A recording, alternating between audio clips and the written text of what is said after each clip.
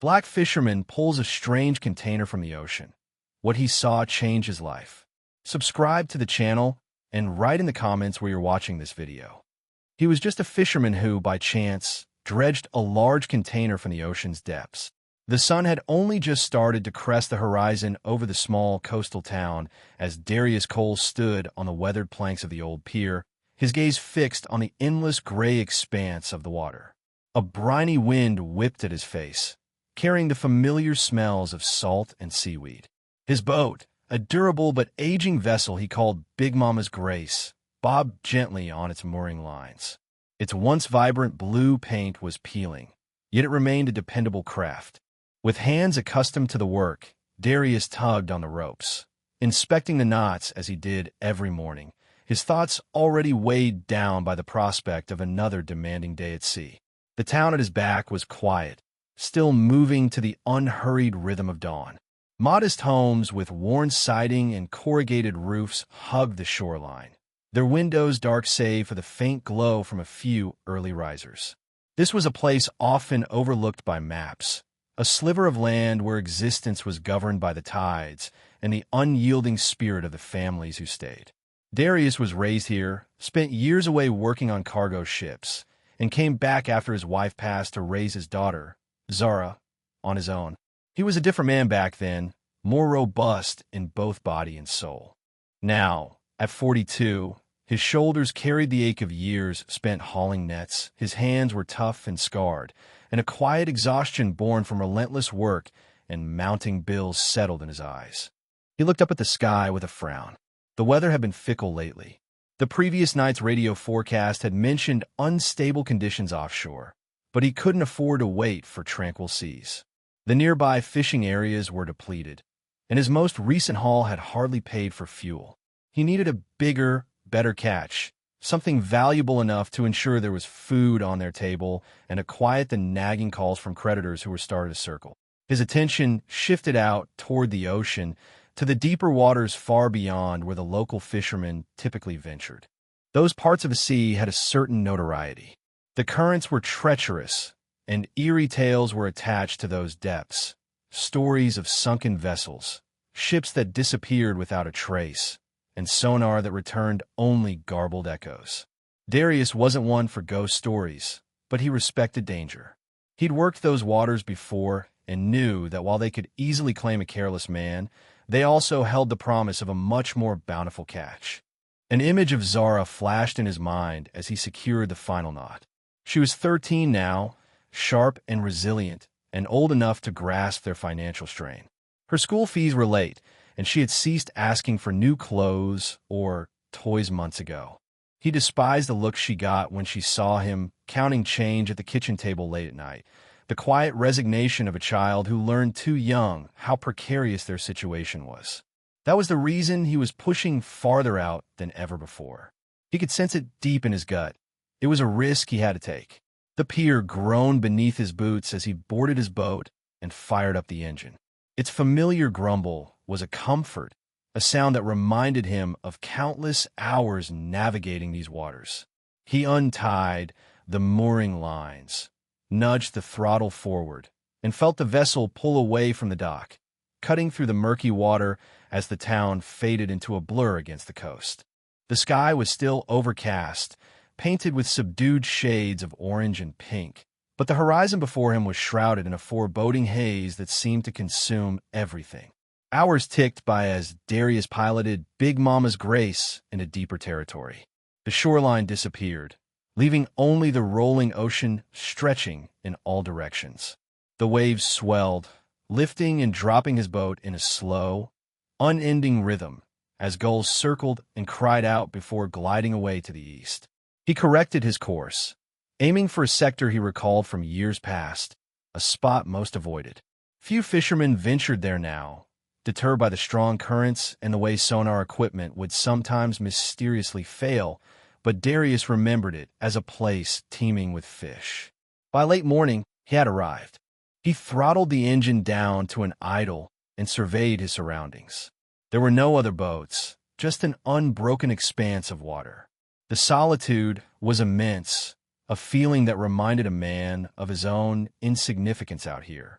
He started preparing his gear with the fluid efficiency of long experience, checking the winch, examining the trawl net for any rips, and arranging ropes neatly on the deck. Once everything was set, he positioned the boat against the wind, activated the hydraulic system, and sent the net plunging into the water. The net sank with a steady, rhythmic unspooling as Darius monitored the depth gauge, 50 feet, 100, 200, down into the darker strait of the sea, where sunlight struggled to penetrate. When the line went slack, he locked it and set the winch to hold. Then came the wait. Darius leaned on the rail, watching the restless surface. He had always seen the sea as a living entity, temperamental and wild, beautiful one moment and deadly the next. Hours passed. His stomach rumbled, but he paid it no mind, his eyes constantly scanning for any indication of a catch. The boat rocked steadily, the soft creaking of wood and the distant sound of waves being the only companions to his solitude. It wasn't until mid-afternoon that the winch shuddered with a sudden, violent jolt. Darius snapped to attention as the steel cable went taut, groaning under an immense strain. The boat was pulled sideways, dragged off its position. His initial thought was a massive school of fish, perhaps a heavy cluster of tuna, caught along the ocean floor. He reached for the controls, gently engaging the hydraulic lever to begin reeling it in. The winch labored, the drum turning with a sluggish protest against every foot of line. Then another lurch, more powerful this time. The bow dipped precariously close to the water before righting itself, and Darius felt a cold surge of adrenaline. He cut the throttle, braced himself against the tilting deck, and stared at the straining cable. This was no typical haul. It felt as if he had hooked the very seabed. He tried putting the boat in a slight reverse to free the snag, but the tension only intensified. The engine roared, fighting the pull. Sweat formed on his forehead as he throttled back once more, his fingers clutching the winch controls. He considered slicing the line. Losing the net was preferable to capsizing. But then, with a slow, eerie groan, the cable began to move. Inch by painstaking inch, whatever was down there started to ascend. Darius peered over the side, his heart pounding, and caught the first glint of metal breaking the surface far below, dark and slick with seawater. As more of it surfaced, his breath hitched. This was not debris. It was not a fragment from a shipwreck or discarded fishing gear. It was smooth, geometric, and clearly manufactured. By the time the object was high enough to be seen clearly, Darius was looking at the unmistakable corner of a massive shipping container. Its sides were pristine, its paint barely touched, and strange symbols were etched along its surface. Markings he did not recognize, nothing like the standard stencil company logos he was used to seeing on cargo docks. The truth of the situation struck him. How could something of this size end up at this depth? And more importantly, how had it remained so untouched? His grip on the controls tightened. Whatever this was, it was not ordinary salvage. It was heavier than anything he had ever hoisted, but a powerful curiosity had taken hold of him. He reset the winch, locked the gears, and committed to bringing it all the way up. The boat groaned under the immense weight, and the waves slapped more forcefully now as the clouds overhead grew thicker. Darius worked systematically, drenched in sweat as he stabilized the vessel, ran additional lines, and rigged the old buoyancy pontoons he kept for unusually large catches. Every muscle in his body burned as he fought against the sea and the unyielding weight on his line. Hours crept by. The horizon grew dim. At last, after an agonizing struggle, the container broke free from the depths completely, its surface gleaming in the fading light like a resurrected relic. Darius stared at it, soaked and spent, as the ocean swelled and sighed around him. He didn't know it yet, but this find was about to alter the course of his life. The container loomed behind Darius's boat like a dark obelisk, secured tightly to the buoyancy pontoons he had wrestled to attach. Every surge of the sea threatened to tear it loose, and the cables moaned like living creatures under the immense pressure. The sky had faded to a leaden gray, and the gentle sea chop had transformed into sharp, rolling waves that crashed against the hull. The storm Darius had been wary of all morning was closing in, its winds tasting the edges of his small world, pushing him to move faster. His arms were sore from hours of intense work, but he didn't dare relax his hold on the controls. Each tiny adjustment demanded focus. One wrong move, and the entire load could shift or break away. The old winch shrieked in protest, and he muttered a soft curse, coaxing the engine forward in controlled bursts. Big Mama's Grace was never designed for this kind of work, a fact Darius knew all too well. Yet, a stubborn part of him refused to let go of what he had fought so hard to raise from the ocean floor. He had looked at that unnatural object for too long to leave it behind now. Its appearance was unsettling, yet it held a strange fascination for him. The container was unlike any he had ever encountered. Its metal walls showed no rust, no barnacles, no evidence of the sea's typical claim over submerged objects. Water ran down its sides in thin streams, but underneath, the surface had a faint sheen, as if preserved by some impossible force. The markings on its panels were in no language Darius could identify. There were no shipping codes, no familiar stenciled letters from the cargo companies he once worked for, only stark, geometric symbols that seemed intentionally etched deep into the metal. He kept his eyes fixed on it as he navigated his boat back toward the coast. The strain was unceasing.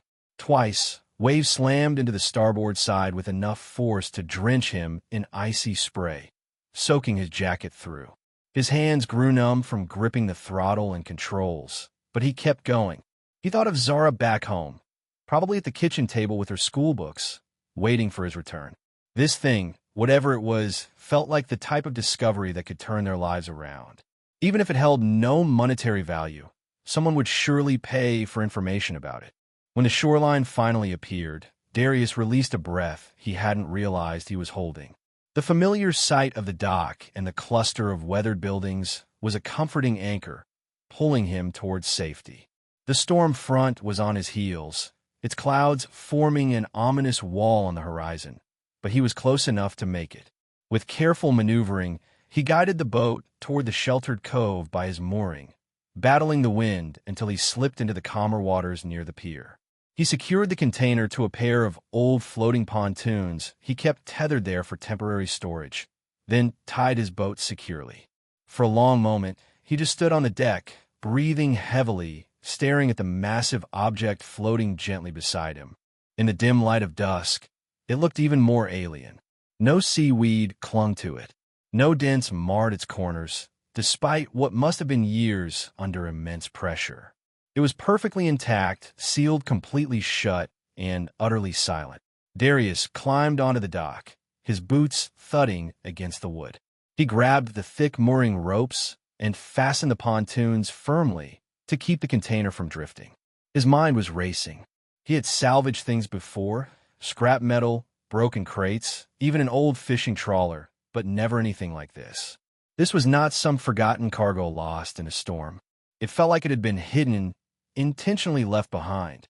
He retrieved a crowbar and his heavy bolt cutters from a storage shed by the pier, the tools feeling unusually heavy in his hands.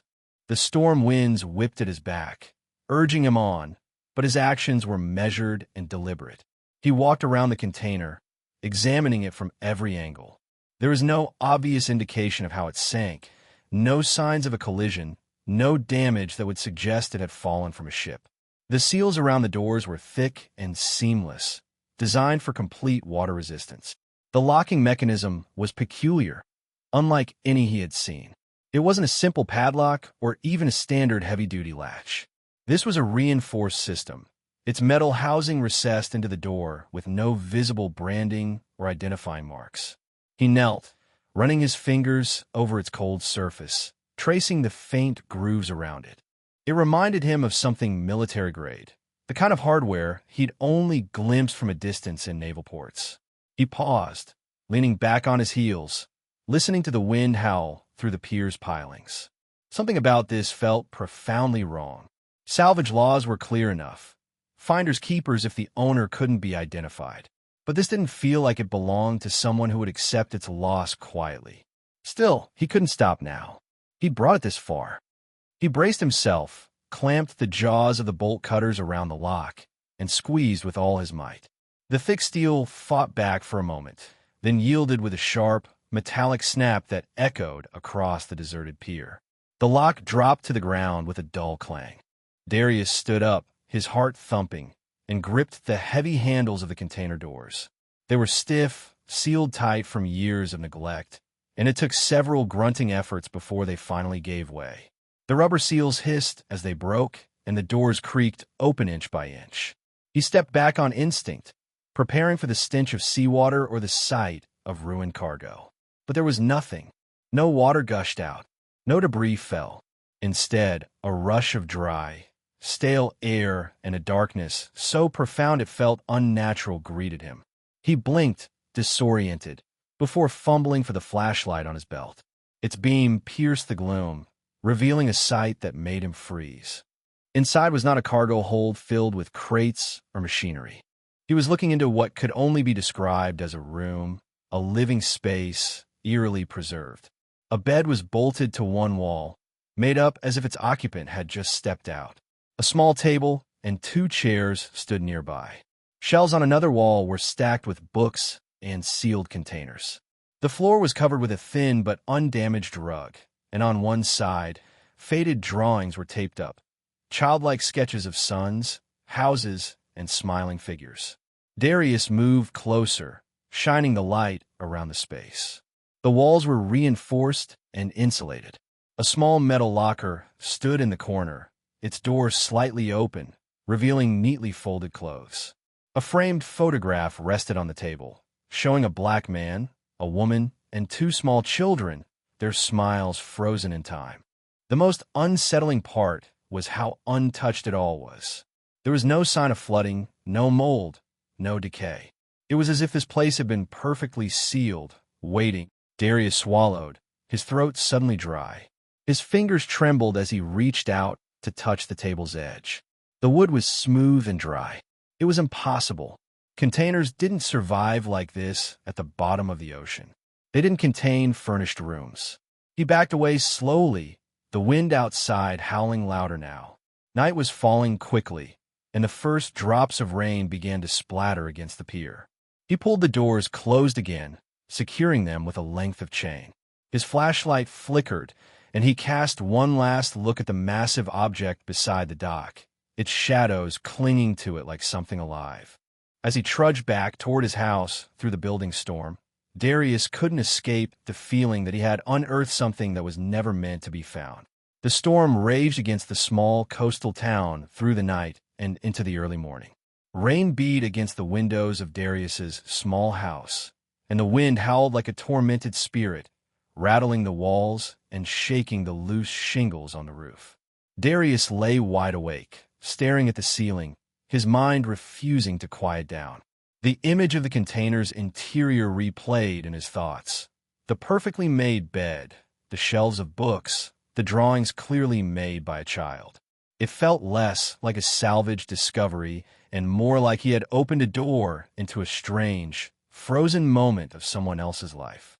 When dawn finally broke, it was shrouded in low gray clouds and a pale, colorless light that turned the sea into a sheet of steel. Darius got up early, his body aching with fatigue, but his mind agitated. He made coffee in silence, his eyes fixed on the distant pier where the container sat tethered to its pontoons, a dark and silent shape against the shifting tide. The storm had passed, leaving a hush in its wake. But he couldn't shake the sense that something fundamental had shifted, as if the very air was holding its breath. Zara began to stir in her room across the hall, but Darius left her to sleep. He scrawled a quick note on the kitchen table. Asterisk back by noon. Stay inside. Do your homework asterisk, and pulled on his heavy boots and jacket. The smell of salt and wet earth met him as he stepped outside. The streets were slick with rainwater, and puddles reflected the dim morning light. He walked briskly toward the pier, each step bringing him closer to the object that had invaded his dreams. The container appeared just as it had the previous evening, its angular form stark against the muted colors of the shore. Darius climbed down to the dock, the wood slick under his boots, and paused to study it in the daylight. The symbols etched into its surface were clearer now, though no more understandable.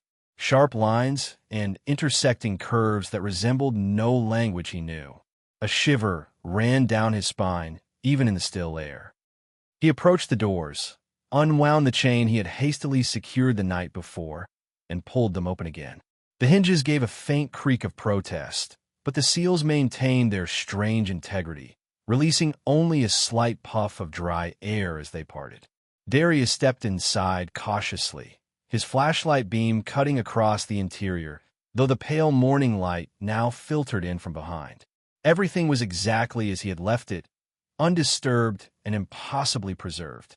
He crossed the threshold completely this time, his boots making a soft thud on the carpeted floor.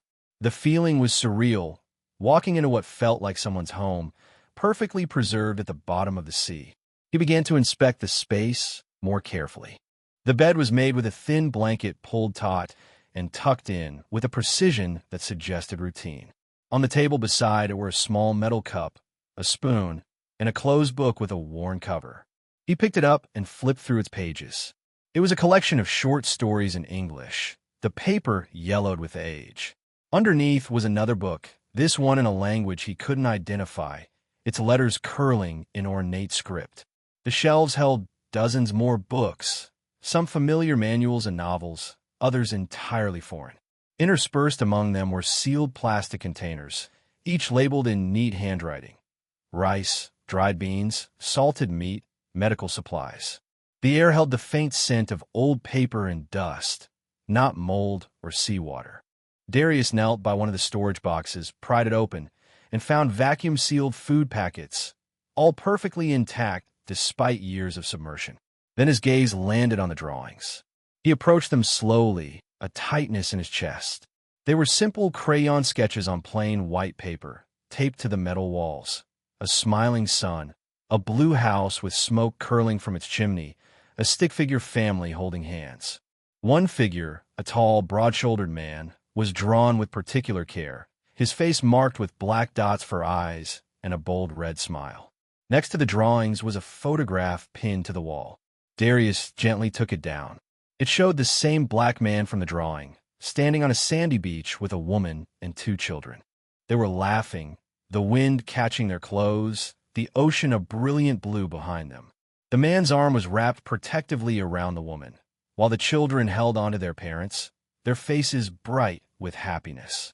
Darius stared at it for a long moment, an unexpected knot forming in his throat. Placing the photo back, he moved to the small locker in the corner. Its door was ajar, and inside were neatly folded clothes, plain shirts, sturdy pants, undergarments, all sealed in plastic to keep them dry. He lifted one of the packages and saw how carefully it had been wrapped, as if the person who did it knew they wouldn't be able to tend to it again for a very long time. In the far corner, he saw a low metal chest bolted to the floor. Its surface was scratched, but undamaged. When he knelt and opened it, he found a collection of compact, neatly organized items, tools, spare parts for equipment he didn't recognize, and a small handheld device in a clear waterproof bag. Darius carefully removed it. It was an old portable recorder, its casing scuffed but whole. He worked at the bag seal until he could slide the device free. Turning it over, he saw a label on the back with a date from over a decade ago. His pulse quickened as he pressed the power button. To his amazement, the device came to life, its screen glowing faintly. A single audio file blinked on the display. With only a moment's hesitation, he pressed play.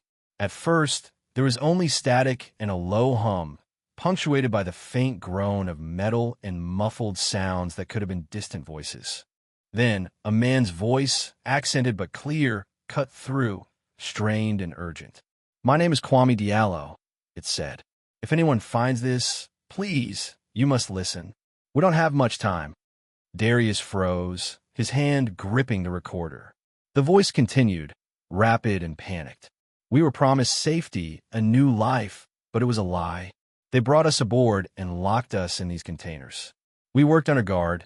No sunlight, no freedom. Some of us have been here for years." A pause, then a sound like someone shifting in the background. "If you're hearing this, I am gone, or I will be soon." They threw my container overboard to silence me. The message faltered, static consuming a few words before it returned. The ship is still out there. People need help. Lives are at stake. The coordinates, they are. The numbers were sharp and precise, burning into Darius's memory just as the recording crackled and died.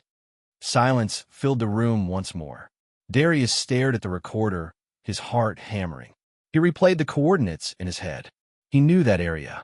It was deep water, a stretch of open sea far from normal shipping routes, known for strange reports and sonar glitches. He set the recorder down and looked around the room again, at the picture of the smiling family, the sealed food, the carefully prepared supplies. Whoever Kwame Diallo was, he had lived here, trapped beneath the ocean, and had died leaving this message behind. A chill ran through him. This was no ordinary salvage. This was evidence of something far darker, something that was still happening. He backed out of the container, nearly bumping the table, his gaze lingering on the photograph one last time before he turned toward the open doors. Outside, the sky was still heavy with clouds, and the wind was picking up again, carrying the scent of the sea and the hint of more rain. He knew what he had to do. He would go to those coordinates. He had to see for himself what was out there, even if it meant sailing farther from shore than he ever had before. Whatever this was, it wasn't finished, and he was already entangled in it. Darius stood at the edge of the pier for a long time after leaving the container, staring out at the gray horizon where the sea and clouds met. The wind tugged at his jacket, and the sharp scent of salt filled his lungs. His fingers still had a faint tremor from holding the recorder, Kwame Diallo's words echoing in his mind. Coordinates, a plea for help, a ship still lurking in that vast expanse of water. He knew he should go straight to the authorities, but a deep instinct told him there was no time to waste. If what Diallo said was true, lives were on the line, and every hour counted. He returned home with a heavy heart. Zara was at the kitchen table, her hair in a messy braid, her homework spread out before her. She looked up when he entered, her expression curious but wary, as if she could sense the storm still raging inside him. Darius forced a smile for her, saying nothing of his discovery as he made her breakfast. His movements were automated, his mind a world away. He told her only that he had to make another trip out on the water and might be back late. She frowned but didn't protest, accustomed to his long days. For that, he felt both relief and a pang of guilt. After dropping Zara with a neighbor who often watched her, Darius went back to the pier. The tide was coming in, lapping at the posts. The container sat motionless, chained where he had left it, a dark sentinel on the water. He gave a passing glance, but didn't stop. His focus was on preparing Big Mama's Grace for the longest voyage it had undertaken in years. He checked the fuel drums, topped them off from his reserves, and loaded extra supplies: water, food, flares, and a spare fuel canister. He worked with a grim determination. The sea was calm when he set out, but Darius knew it wouldn't last. He steered his boat into open water, guided by the GPS coordinates from Diallo's recording. The steady hum of the engine vibrated through the deck. He kept glancing back at the shoreline until it shrank to a faint line and then disappeared entirely. Soon, there was only water in every direction, an endless, shifting desert of gray waves and sky. Time became a blur as he pushed farther out. The clouds shifted, the sunlight dimmed, and the wind began to pick up, creating ripples on the water surface. The isolation grew more intense with every mile. Out here, there was no margin for error. The sea was indifferent, and if something went wrong, no one would hear his calls. He gripped the wheel tighter, his jaw set. The GPS signaled he was approaching the location. Darius slowed the engine and scanned the horizon. For a long while, he saw nothing but empty ocean. A knot of unease tightened in his stomach. Maybe it was a fool's errand. Maybe whatever Diallo had described was long gone. Then he saw it. At first, just a faint smudge against the horizon, almost lost in the haze. As he got closer, the shape resolved into the outline of a massive vessel, sitting unnaturally still.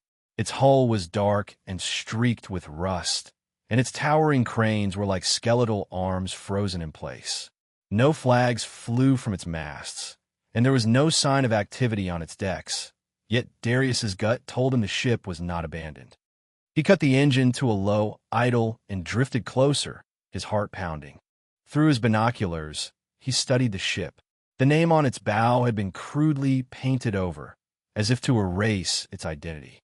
The portholes were dark, and a strange stillness hung about the vessel, as though it had been left to rot, yet remained functional.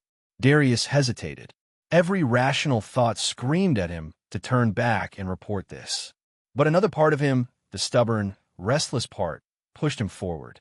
He adjusted his course and crept closer, the low rumble of his engine lost in the vastness of the sea. Suddenly, there was movement from behind the ship's hulking form. Two smaller, sleeker boats appeared, their engines roaring to life as they sliced through the water toward him. They were painted black, with no markings or flags, and they were alarmingly fast. Darius's heart seized. They were coming for him. He spun the wheel hard, jamming the throttle forward. Big Mama's Grace surged ahead, its engine groaning. Behind him, the two boats gave chase, their bows cutting through the waves. He glanced over his shoulder, his hands gripping the wheel with white-knuckled intensity as adrenaline coursed through him. The sea was getting rougher, the wind rising. He pushed the engine to its limit, steering toward a bank of low, rolling fog ahead. It was his only hope. If he could lose them in the mist, he might escape. Spray lashed his face as he plunged into the fog. Visibility dropped to near zero, the world becoming a swirl of gray. He cut the engine abruptly, letting his momentum carry him forward in silence. His own ragged breathing was loud in his ears. He could hear the distant roar of the pursuing boats, muffled and uncertain. For what felt like an eternity, he drifted in the gloom, the sea slapping gently against the hull. Then, slowly, the sound of the engines faded. The silence was sudden and profound. Darius exhaled, his fingers trembling on the wheel. He waited, likely no more than 10 minutes, before daring to restart the engine at a whisper-quiet throttle. He turned the boat in a wide arc, staying at the edge of the fog bank, and set a course back to shore. His nerves were frayed, his body tense. But beneath the fear was a grim certainty. Diallo was telling the truth. The ship was real, and its operators did not want to be found. His near capture solidified what he already suspected. This was no simple salvage mystery. It was something dark and dangerous, and it wouldn't just disappear. By the time he saw the faint outline of the coast again, the sun was low, painting the sky in pale gold and muted violet. He piloted his boat back into the harbor slowly, checking for any sign of pursuit, but saw none. The town was quiet, as if nothing had happened. Yet Darius knew better. He secured Big Mama's Grace at the pier, his movements automatic, his mind racing. The container was still there, silent and foreboding, but he barely looked at it. He knew his next step. This was beyond him now. That night, after tucking Zara into bed, Darius sat at the kitchen table long past midnight, staring at the recorder and the coordinates he had scribbled down. He would go to the authorities. He would tell them everything. And this time, he wouldn't stop until someone listened. The next morning broke heavy and still, as if the air itself was holding its breath. Darius sat on the edge of his bed, lacing his boots with slow, deliberate movements, his mind settled on the decision he had made during the long night. The faint sounds of Zara in the kitchen drifted through the house, a reminder of the world he had to protect, even as he was drawn toward a danger greater than any he had ever known. He stood, adjusted his jacket, and stepped quietly into the cool morning air, the door closing softly behind him. The walk to the regional office of the coastal authorities took him through the familiar streets of his town. Fellow fishermen were hosing down their boats, gulls cried overhead, and the scent of brine hung in the air. To anyone else, it was just another day. But for Darius, every detail felt heightened, as if he were seeing it one last time before his life changed forever. Inside the office, the air smelled of stale coffee amid the low hum of radios. He approached the front desk, where a young officer in a crisp uniform looked up from his paperwork with polite disinterest. Darius explained who he was and asked to speak to someone in charge. The urgency in his voice was enough for the officer to lead him to a back room, where a senior official, a stern-looking black man named Captain Elijah Brooks, waited with an expression of ingrained skepticism. Darius laid out the entire story: the coordinates, the container, the recording from Kwame Diallo, and the massive ship. He described the boats that had chased him, the erased markings on the hull, and the vessel's eerie stillness. He placed the recorder on the table and played the message, watching the captain's face as Diallo's strained voice filled the small room. When the recording ended, the atmosphere in the room had shifted. The skepticism in Captain Brooks's eyes was gone, replaced by a hard, calculating focus. "You understand the implications of what you're saying?" Brooks asked, his voice low. It was not a question. Darius nodded, his jaw firm. He understood completely. Within an hour, the office was a hive of activity. Radios crackled, maps were spread across the table, and a small tactical team assembled in full gear. Captain Brooks told Darius they had been tracking vague reports of illegal shipping in that area for months, but lacked solid evidence. His account and the recorder were the missing pieces. Darius found himself swept up in their preparations. He wasn't ordered to join, but when Brooks asked if he could guide them to the ship's exact location, Darius agreed without a second thought. He felt a responsibility for what he had found, and though a part of him dreaded returning, he couldn't turn away. By midday, Darius was back aboard Big Mama's Grace, this time flanked by 2 patrol boats bristling with armed officers. The contrast was surreal. His weathered fishing boat, scarred by years of hard work, sailing alongside sleek government craft with advanced radar and reinforced hulls. The sky had cleared, and sunlight glinted sharply off the water. The journey out was silent, but charged with tension. Darius remained at the helm of his boat, leading the small convoy toward the coordinates etched in his memory. The sea was unusually calm until that same distant smudge appeared on the horizon, growing clearer with each passing minute. When the ship loomed into full view, even the experienced officers on the patrol boats fell silent. It was just as Darius had described, a towering vessel adrift on the open sea, its hull dark and weathered, its cranes frozen. No signal lights, no flag, no visible activity.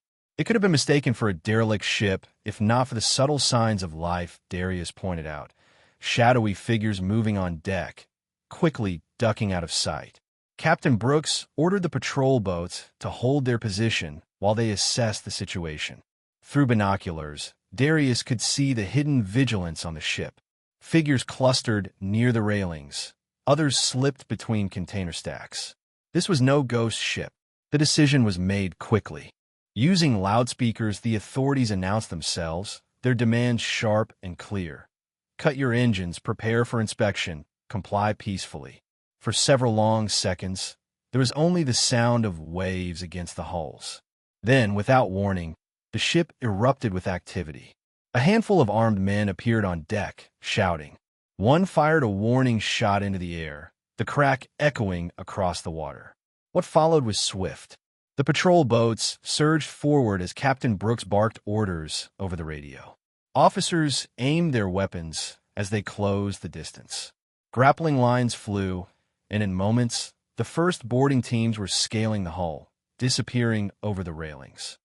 Darius stayed back, his boat circling at a safe distance, his hands gripping the rail so tightly his knuckles were white.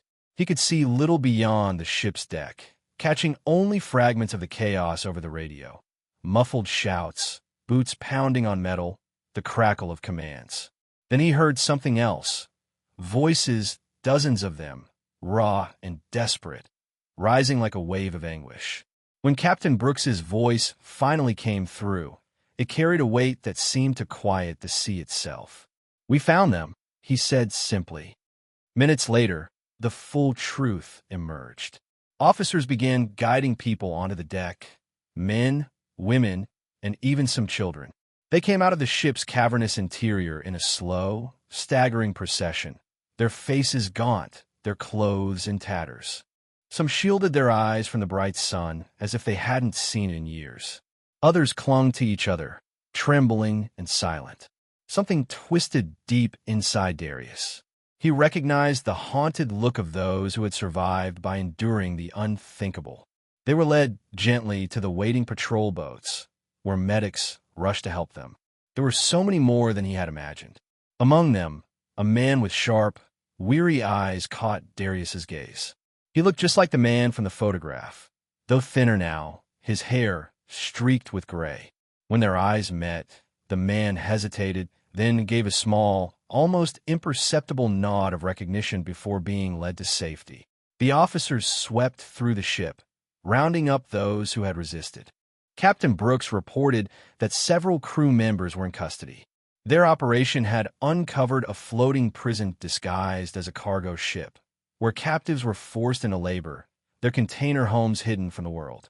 Darius exhaled slowly, his hands trembling. The sea around them felt different now, alive with voices, engines, and radios. It was over, or at least this part was. As the last of the freed captives were transferred, Captain Brooks approached Darius. His face was grim but resolute. "You did the right thing," he said. "Without you, we might never have found them." Darius nodded mutely, his gaze drifting to the ship one last time. Its dark hull seemed less menacing now, its secrets exposed. He wondered how many other ships like it still roamed the seas, unseen. The convoy turned back toward shore as the sun dipped low, casting a warm glow over the water. Darius followed in their wake, his boat dwarfed by the patrol craft, but somehow at the center of it all. The air smelled of salt and fuel, now tinged with something else, a faint current of relief, of something broken finally being mended. When the coastline came into view, lit by the golden fire of dusk, Darius thought of Zara waiting at home, unaware of what her father had done. He resolved to tell her soon. As he moored his boat and stepped onto the dock, exhausted but steady, Darius understood something with newfound clarity. The ocean held its secrets, dark and deep. But this time, he had pulled one into the light, and in doing so, he had changed more than just his own life. The harbor had never been so full. When Darius returned, trailing the patrol boats carrying the rescued captives and their captors, it seemed the entire town had gathered at the docks. Word had spread like wildfire, and curious faces pressed in, their voices a mixture of confusion and awe. Children sat on their fathers' shoulders to get a better look, while fishermen and townsfolk murmured amongst themselves, pointing at the strange procession entering the port. The setting sun stained the water a deep copper as the first patrol boat docked and officers began to help their passengers disembark. Darius stayed near his boat, gripping the railing as he watched the first of the rescued people step onto solid ground. Their movements were slow, uncertain, as if they expected the planks beneath them to disappear. Medics hurried forward, wrapping blankets around shivering shoulders and guiding them toward makeshift tents set up along the pier. The authorities worked swiftly, managing the crowd and their charges.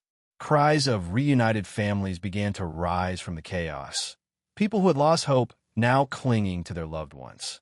Darius saw the man he recognized from the photograph, Kwame Diallo himself. His face was gaunt and his eyes were shadowed, but a new light shone in them. Their gazes met across the crowd, and Kwame gave a nod that conveyed gratitude, acknowledgement, and a profound relief. The authorities moved the survivors indoors, where food, clothing, and cots awaited. News crews arrived soon after, their cameras flashing and microphones aimed at anyone in uniform. Darius kept to the fringes, silent and unnoticed, just as he preferred. He wasn't there for recognition. He was there to witness the culmination of what he had started. Captain Brooks found him eventually, his stride purposeful, his face weary but determined. He put a hand on Darius's shoulder and led him away from the crowd to the quieter end of the pier. "What we found," Brooks began, his voice low and steady, "was worse than any of us imagined. That ship was a floating prison run by a network we've been chasing for years. Human trafficking, forced labor, people taken from their homes and vanished." He paused, looking at Darius. "Your container, the one you pulled up, was from that ship. They must have dumped it to silence Diallo. If you hadn't found it," his voice trailed off, heavy with unspoken possibilities. Darius stared at the horizon, his jaw tight. He knew it was bad, but hearing it spelled out so plainly felt like a physical weight. Brooks continued, explaining that the captured crew would be interrogated and that international agencies were already mobilizing to track down the rest of the operation. "You gave us the lead we needed," Brooks said. "It's going to take time, but we'll dismantle this entire network." When Darius finally returned home that evening, the sun had set completely. His body ached with exhaustion, and his mind felt raw from the day's events. Zara was at the kitchen table, her chin resting in her hands, a book forgotten before her. When he walked in, she leaped up and threw her arms around him with a force that almost knocked the breath out of him. "You were gone forever," she said into his chest, her voice shaky. "I know," Darius murmured, holding her tight, grounding himself in her presence. He told her only the basics, that he had helped rescue some people, that the authorities were handling it, and that it was over. She studied his face with wide eyes but didn't ask for more details. For that, he was grateful. In the following days, the story became national news. Reporters descended on their quiet town, with headlines shouting about a floating prison and the hero fisherman who led authorities to it. Darius dodged the cameras and microphones whenever he could. He gave a single, brief interview, insisting he had only done what anyone would have. From a distance, he watched as the survivors received care. Many were transferred to shelters in the city, while aid groups worked to get them home. Some had been missing for years, their stories emerging in fragments. Tales of being lured from distant lands with promises of work, only to be locked away on a ship that never docked. Kwame Diallo sought Darius out before he left.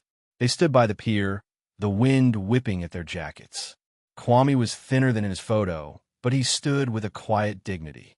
"I thought I would die in that container," he said softly, his accent rich. "When they threw it overboard, I thought that was the end. I never imagined someone would find it." His eyes met Darius's, steady and unwavering. "You didn't just save us.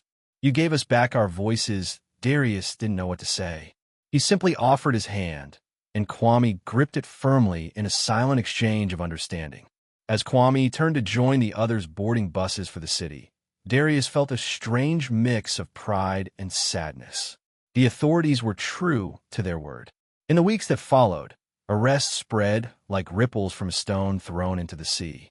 Names appeared in the news: financiers, smugglers, corrupt officials, all linked to the ship Darius had found. His container became the key piece of evidence in a sprawling international investigation. Life in the town gradually returned to its familiar rhythm. The fishermen went back to their nets. The gulls cried overhead. But Darius knew things were different. Every time he passed the spot where the container had rested, he remembered the drawings on its walls and the sound of Kwame's desperate voice. One evening, standing alone at the edge of the dock, Darius let the sound of the sea wash over him. He thought of the dark, unknowable depths and the secrets they held. He had dragged one of those secrets into the light, but he knew the ocean was vast. He placed his hands on the worn wooden rail and took a long breath. Behind him, he heard Zara's laughter as she ran down the pier to join him, her footsteps light. He turned to greet her with a rare smile. For now, this was enough. The sea would keep its mysteries, but Darius Cole had rediscovered something he hadn't felt in a long time, a sense of purpose. As he stood there with his daughter, watching the horizon burn gold before nightfall, he knew that whatever came next, he would face it head-on, with the quiet resolve of a man who understood both the dangers and the rewards hidden in the deep.